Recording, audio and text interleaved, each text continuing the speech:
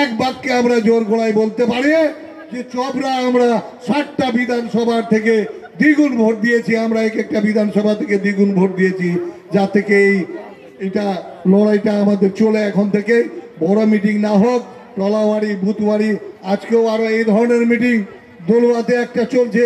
আপনাদের ওই আদিবাসী সহকারী সভাধিপতিটা রয়েছে, একটা বোধহয় এতে কামারগঞ্জে রয়েছে। এই ধরনের আজকে চপড়ায় 3টা মিটিং হচ্ছে। ডেলি এই ধরনের মিটিং আমরা করে যাচ্ছি অঞ্চলবাড়ি পর্যন্ত। কিন্তু আমাদের সেক্টর যেগুলো অঞ্চলে দায়িত্ব রয়েছে, আপনারা মনে রাখবেন যে মেম্বারের ভোট ডাউন যাবে, তারপরে ওই মেম্বার থাকতে পারবে কি না পারবে, ওই মেম্বারকে মাইনাস করে দিয়ে কিন্তু আমরা নেতাদের দিয়ে কাজ করাবো। যে প্রধানের এরিয়া, যে পঞ্চায়েত সমিতি বাড়ি যাদেরকে দায়িত্ব দেওয়া হয়েছে 3 জন 4 জন করে, তাদের পঞ্চায়েত সমিতি বাড়ি যদি রেজাল্ট খারাপ হয়, ওই লিড দিলাম শুধু না, কারণ আমরা আনকন্টেস্ট জিতেছি, একটাও বিরোধী নেই। তো সেখানে আমি 10% ছেড়ে দিলাম। 90% করে ভোট বুথে লাগবে, নইলে সেই মেম্বার, সেই প্রধান, সেই লিডারের সঙ্গে আমরা হিসাব কিতাব করব। আর কিছু কিছু বিজেপি ভাই, কিছু কিছু সিপিএম কংগ্রেস ভাই টুকটুক আছে, আমি তাদের অনুরোধ করছি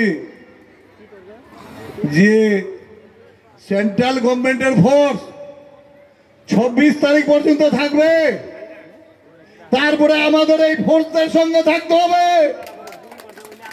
আমরা সত্যি কথা বলছি, বিজেপি যদি কোনো কাজ করে থাকে দেখান, আমরা সব বিজেপিতে যাব।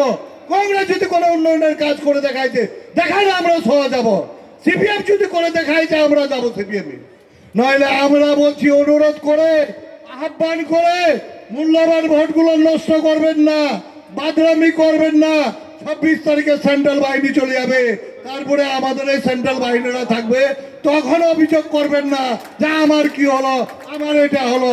এটাই আমি আগে থেকে আপনাদের অনুরোধ করে কর জোরে হাত ধরে বলতেছি, ভোটগুলো নষ্ট করবেন না। তাই আমি